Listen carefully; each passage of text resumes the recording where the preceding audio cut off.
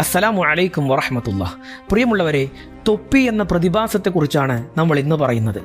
കഴിഞ്ഞ കുറച്ച് വർഷങ്ങളായി കേരളത്തിലെ സോഷ്യൽ മീഡിയ ലോകത്ത് ഏറെ ശ്രദ്ധ നേടിയ ഒരു പേരാണ് തൊപ്പി. യഥാർത്ഥ പേര് നിഹാദ്. വ്യത്യസ്തമായ വീഡിയോ ശൈലിയും വിവാദപരമായ കണ്ടന്റുകളും ലൈവ് സ്ട്രീമുകളും കൊണ്ടാണ് അദ്ദേഹം സോഷ്യൽ മീഡിയയിൽ വലിയ ജനപ്രീതി നേടിയത്. ലക്ഷക്കണക്കിന് ഫോളോവേഴ്സുള്ള ഒരു ഡിജിറ്റൽ കണ്ടന്റ് ക്രിയേറ്റർ എന്ന നിലയിൽ നിരവധി യുവാക്കൾക്കിടയിൽ അദ്ദേഹം ശ്രദ്ധേയനായി മാറി. എന്നാൽ ഈ അടുത്ത കാലത്തായി അദ്ദേഹത്തെയും അദ്ദേഹവുമായി ബന്ധപ്പെട്ട ചിലരെയും ചുറ്റിപ്പറ്റി ഉയർന്നു വന്ന വളരെ ഗുരുതരമായ ആരോപണങ്ങളും അതുമായി ബന്ധപ്പെട്ട അന്വേഷണങ്ങളും കേരള സമൂഹത്തിൽ വലിയ ചർച്ചയ്ക്ക് വഴിവെച്ചിരിക്കുകയാണ്. ഇന്ന് ഞാൻ സംസാരിക്കാൻ പോകുന്നത് തൊപ്പി എന്ന വ്യക്തിയെക്കുറിച്ചല്ല, മറിച്ച് തൊപ്പി എന്ന പേരിൽ നമ്മുടെ സമൂഹത്തിൽ വളർന്നു വന്ന ഒരു വലിയ വിപത്താകുന്ന പ്രതിഭാസത്തെക്കുറിച്ചാണ്.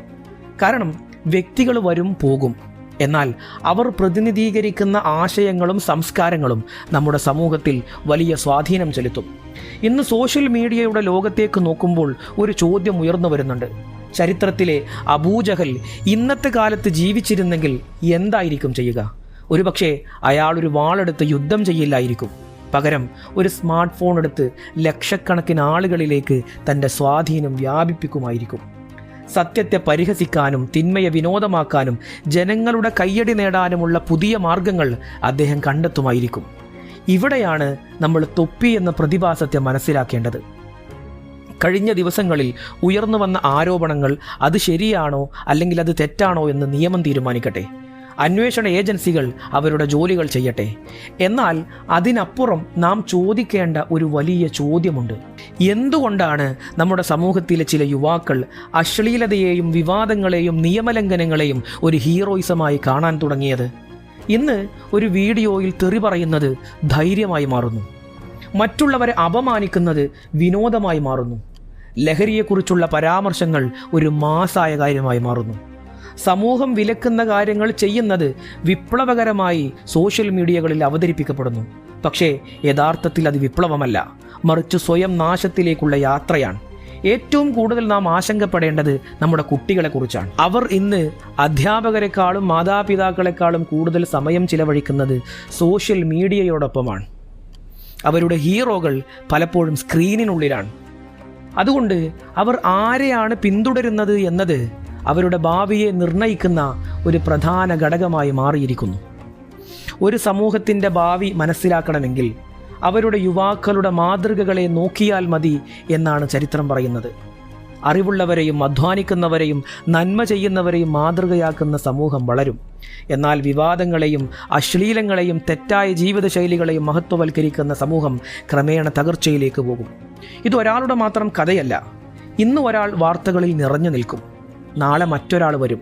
പക്ഷേ പ്രശ്നം വ്യക്തികളിലല്ല, പ്രശ്നം അത്തരം ഉള്ളടക്കങ്ങൾക്ക് കൈയടിക്കുന്ന സംസ്കാരത്തിലാണ്. അതുകൊണ്ടാണ് ഞാൻ വീണ്ടും വീണ്ടും പറയുന്നത്, തൊപ്പി ഒരു വ്യക്തിയല്ല, ഒരു പ്രതിഭാസമാണ്. പ്രശസ്തി കിട്ടാൻ എന്തും ചെയ്യാമെന്ന ചിന്തയുടെ പ്രതിഭാസം. വ്യൂസിനും ലൈക്കിനും വേണ്ടി മൂല്യങ്ങൾ ബലികഴിക്കുന്ന സംസ്കാരത്തിൻ്റെ പ്രതിഭാസം. തെറ്റിനെ ശരിയാക്കിയും തിന്മയെ വിനോദമാക്കിയും അവതരിപ്പിക്കുന്ന ഒരു ഡിജിറ്റൽ ലോകത്തിൻ്റെ പ്രതിഭാസം. ഇനി നമ്മൾ എന്താണ് ചെയ്യേണ്ടത്? മാതാപിതാക്കൾ മക്കളുടെ ഡിജിറ്റൽ ജീവിതത്തെക്കുറിച്ച് കൂടുതൽ ബോധവാന്മാരാകണം. യുവാക്കൾ തങ്ങൾ പിന്തുടരുന്ന വ്യക്തികളെ സൂക്ഷ്മമായി തിരഞ്ഞെടുക്കണം.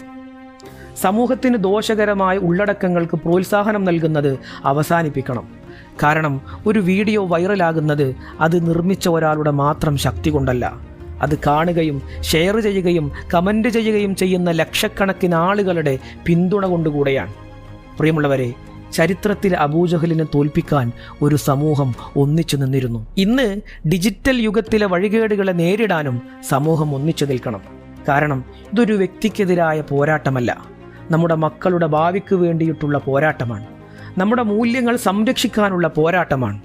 അല്ലാഹു സുബ്ഹാനഹു വ തആല നമ്മെയും നമ്മുടെ കുടുംബങ്ങളെയും സമൂഹത്തെയും എല്ലാ തിന്മകളിൽ നിന്നും കാത്തുരക്ഷിക്കട്ടെ.